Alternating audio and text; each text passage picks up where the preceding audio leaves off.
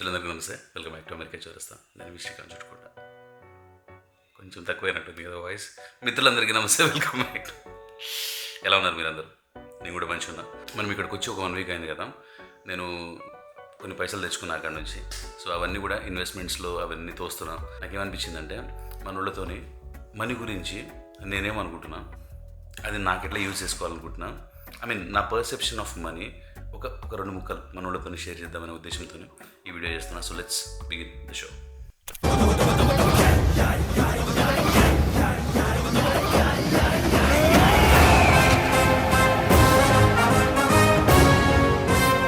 Over complicate చేయకుండా very simple టర్మ్స్లో చెప్తాము. మనం ఈరోజు వాడుతున్న కరెన్సీ రూపాయి కావచ్చు, డాలర్ కావచ్చు, ఏదైనా సరే అది గవర్నమెంట్ ప్రింట్ చేసి మనకి ఇచ్చింది. గవర్నమెంట్ చెప్తుంది, మీరు ఈ మనీని నమ్మండి, ఈ మనీతోనే మీరు ట్రాన్సాక్షన్స్ చేసుకోండి, నో ప్రాబ్లం, మేము బ్యాక్ ఉంటాము. ఎవరైనా ఆ మనీ తీసుకోకపోతే మాకు చెప్పండి. ఆ మనీని మనం సేవ్ చేసుకుంటాం కదా. నేను ఇప్పుడు ఒక జాబ్కి వెళ్తాను. ఈరోజు నాకు ఒక 500 రూపాయలు వచ్చినాయి. ఒక 200 రూపాయలు నేను నాకు ఖర్చు పెట్టుకున్నాను, ఫుడ్ అయితేనేమి లేకపోతే ఇంకేదైతేనేమి.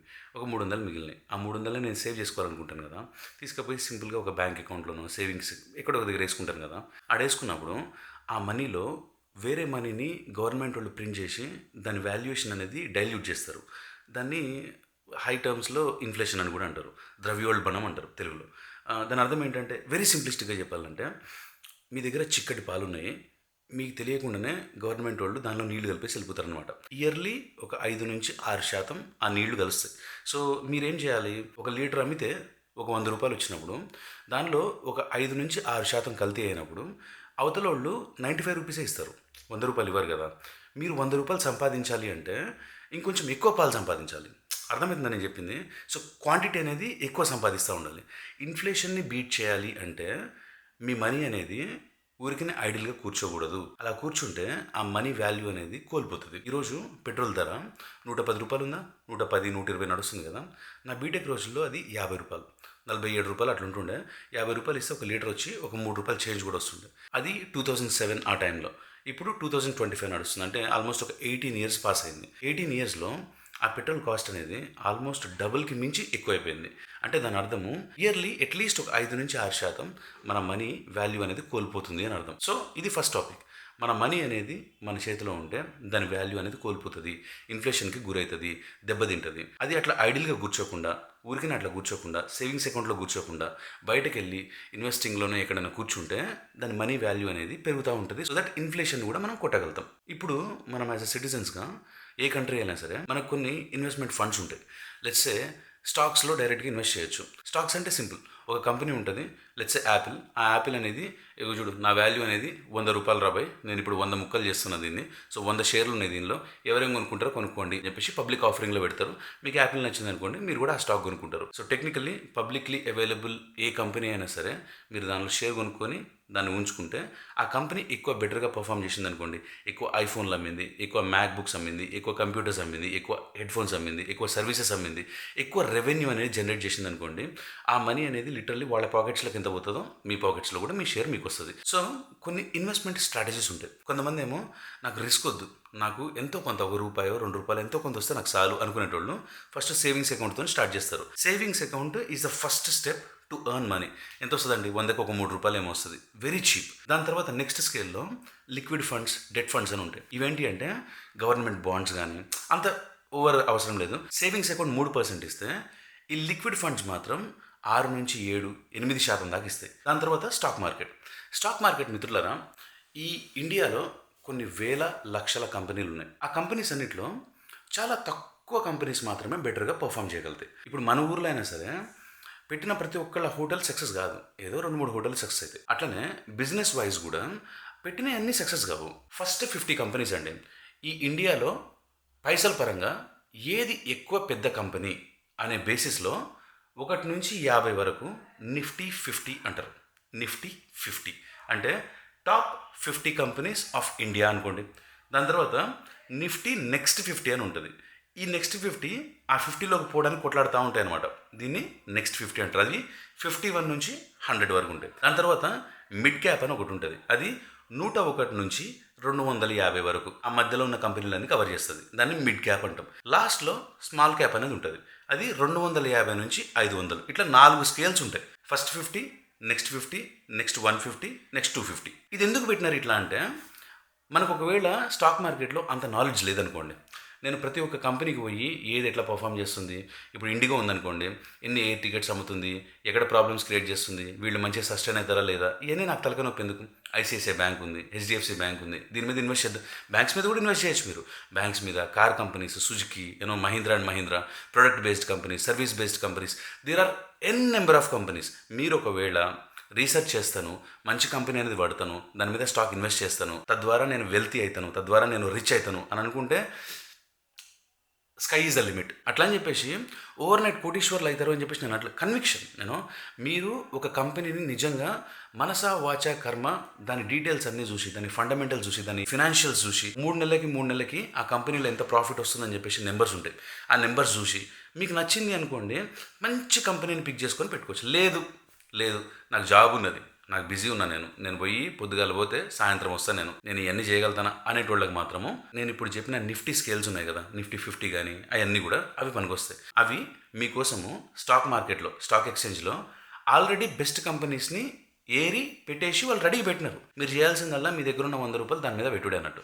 ఇవన్నీ నేను ఇన్వెస్ట్మెంట్ అడ్వైజ్ చేయట్లేదు, మీరు పోయి ఇన్వెస్ట్ చేయండి అది అని నేను చెప్పట్లేదు. ద్రవ్యోల్బణం అనేది ఒకటి ఉంటుంది, ఇన్ఫ్లేషన్ అనేది ఒకటి ఉంటుంది. ఆ ఇన్ఫ్లేషన్ని తట్టుకుంటూ మన మనీ కింగ్ లాగా నిలబడాలి అంటే మనకున్న ఇన్వెస్ట్మెంట్ స్ట్రాటజీస్ చెప్తున్నాం. Savings account, liquid funds, stock market, gold, real estate, silver, anything, commodities అంటారు, క్రూడ్ ఆయిల్ అంటారు.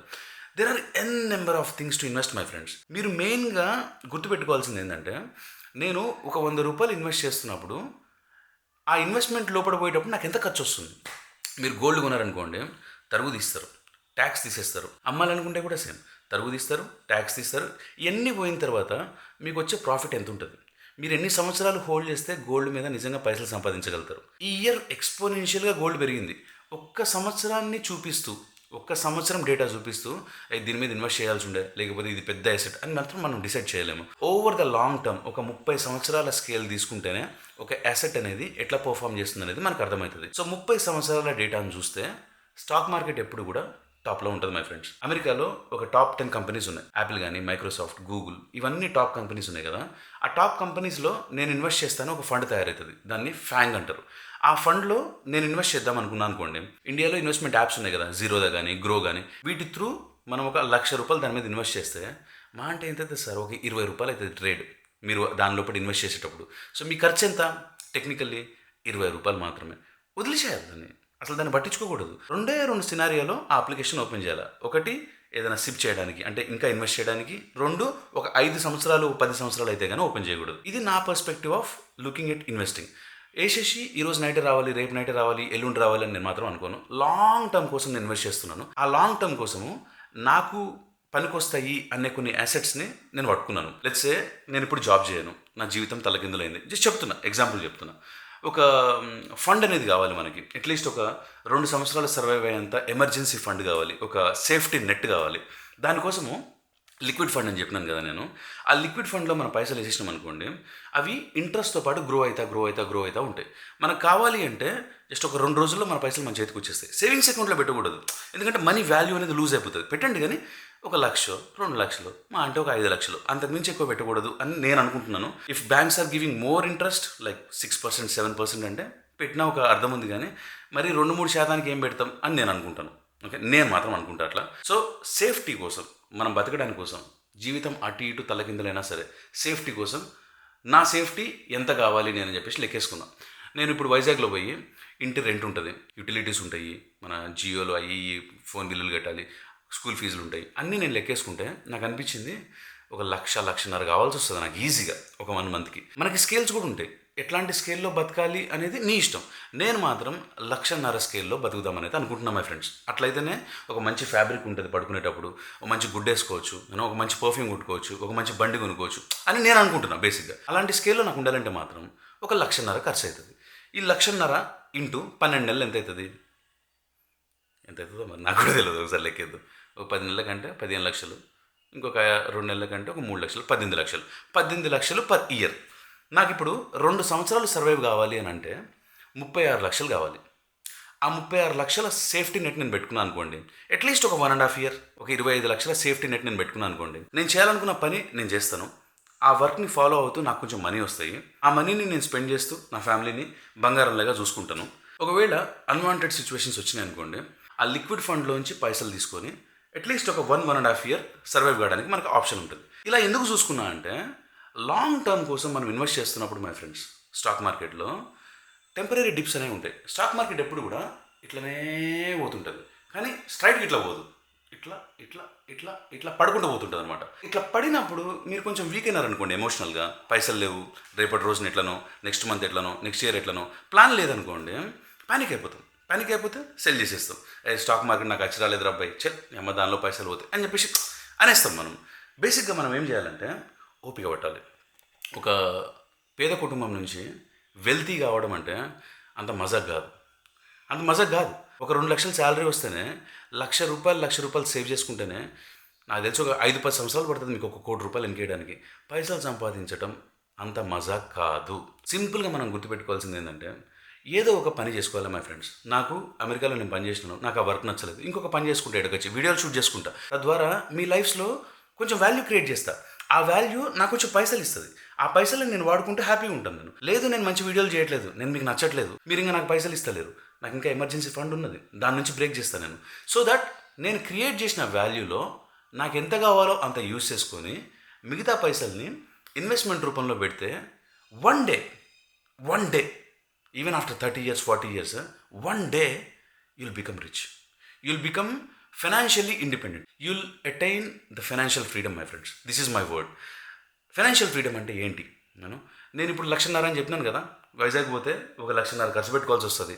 1,50,000 ఉంటే ఒక 1,50,000 ఉంటే కొంచెం మోడరేట్గా బతకచ్చు మనం. ఆ 1,50,000 నేను పని చేసినా చెయ్యకపోయినా ఎవ్రీ మంత్ నా బ్యాంక్ అకౌంట్లో పడుతున్నాయి అని అంటే నాకు ఫైనాన్షియల్ ఫ్రీడమ్ వచ్చినట్టే. ఆ 1,50,000 నెలకి జనరేట్ చేసేంత కార్పస్ క్యాపిటల్ మన దగ్గర ఉందా లేదా?